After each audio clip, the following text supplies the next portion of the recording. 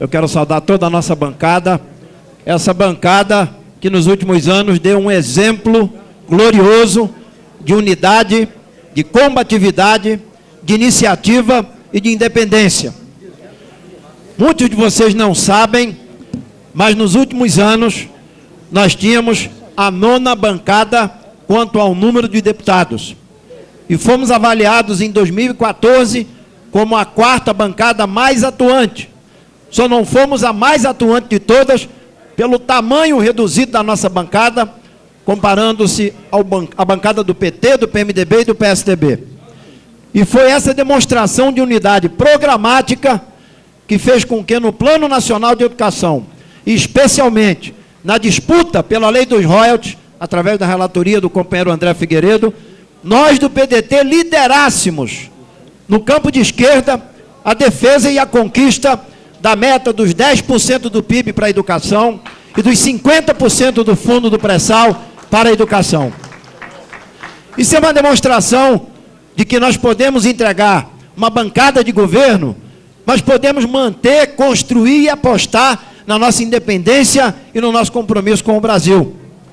É exatamente essa preocupação que o senador Cristóvão traz, a preocupação que nós trazemos aqui, com essa contribuição que vai circular para os membros do diretório e que vai ser discutida, primeiramente em abril e depois num outro encontro no mês de maio, porque nós acreditamos, e não é apenas pelos atuais indicadores da economia, porque nós poderíamos até, presidente Lupe, chegar nesta convenção e termos o PIB de 5% em 2014. Mas a história já mostrou que crescimento não é desenvolvimento. Crescimento não produz por si só igualdade. Aqueles que militam no campo da infância e da juventude devem ter lido há uma semana o mapa da violência de 2014. Como aumentou criminosamente a taxa de homicídios entre jovens e adolescentes no nosso país, sobretudo os jovens negros mais pobres das periferias e das zonas rurais. Eu lhes pergunto, será que um PIB de 5% resolveria por si só a desigualdade da juventude, a violência contra a mulher, a crise das grandes e médias cidades do nosso país? Será que um PIB de 5% seria suficiente para trazer no seu bojo uma reforma do sistema financeiro, uma mudança da política monetária, uma mudança do perfil da nossa economia, cada vez mais empurrada para ser uma economia primária, uma economia de inserção pequena na economia internacional, e do outro lado, o Brasil se transforma num país que se desindustrializa e num país que ocupa os piores lugares na disputa internacional do conhecimento, das patentes e da grande economia de alto valor agregado.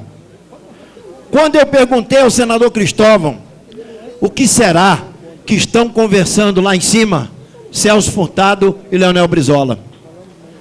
Será que Furtado e Brizola diriam, se vivos fossem, que a nossa inflação é de demanda e que nós vamos combater a inflação subindo a taxa de juros e aumentando a dívida pública? Será que Furtado e Brizola estariam dizendo a nós, se vivos fossem, que nós temos que abandonar o papel do Estado, do planejamento do desenvolvimento e entregar a economia e o futuro às instituições de mercado, como se faz hoje, quando o Banco Central entrega a instituições financeiras, através de uma pesquisa, o levantamento das suas expectativas de inflação? Ontem o presidente Lupe me mostrava um levantamento feito pelo companheiro Leonardo acerca das taxas de juros da nossa economia. Nós vivemos uma economia de extorsão no crediário à pessoa física, no crediário às empresas, no financiamento, mas, sobretudo, uma economia de extorsão na manipulação da economia a favor da dívida pública. Cada vez mais, eu me coloco entre aqueles que vê cada dia mais distante da história, dos princípios e do programa do PDT, os rumos políticos e econômicos do nosso país. Por isso é que nós queremos, e aqui eu lembro a preocupação do ministro Manuel Dias, em nós deflagrarmos um ciclo nacional de debates sobre os rumos da economia e do desenvolvimento. E por que associar os dois? Será que já não estão automaticamente relacionados? Não. Nós vivemos há pelo menos 15 anos uma economia de curto prazo. Toda a mídia econômica, estão aqui os nossos assessores de imprensa e sabem disso. Toda a mídia econômica só trabalha dois fatores: a inflação do mês, o PIB do ano. A inflação do mês, o PIB do ano. As diretrizes do orçamento da União estão focadas nas metas fiscais do ano. A taxa de juros, a dívida pública, o câmbio e a política fiscal. Mas ninguém discute a política de desenvolvimento urbano. Ninguém discute a política de democratização do crédito. Ninguém discute o futuro da educação, da inovação e da ciência e tecnologia. Por isso, eu quero saudar a todos e a todas, dizer que nós temos um desafio histórico, um desafio impressionante, que é apontarmos ao governo da presidenta Dilma, apontarmos à sociedade brasileira as saídas políticas dessa crise, mas, sobretudo, as saídas macroeconômicas dessa crise. Eu me alinho entre aqueles que acreditam que não é com mais ajuste fiscal, porque esse ajuste fiscal tem um lado, é o que quer cortar direitos dos trabalhadores, mas é aquele que aumenta a taxa de juros para atender ao setor financeiro que ainda comanda as decisões do Banco Central. Não há coerência nisso. Se querem cortar despesas, como é que do outro lado aumentam a taxa de juros, elevando a dívida pública, comprometendo a capacidade de investimento do Estado brasileiro?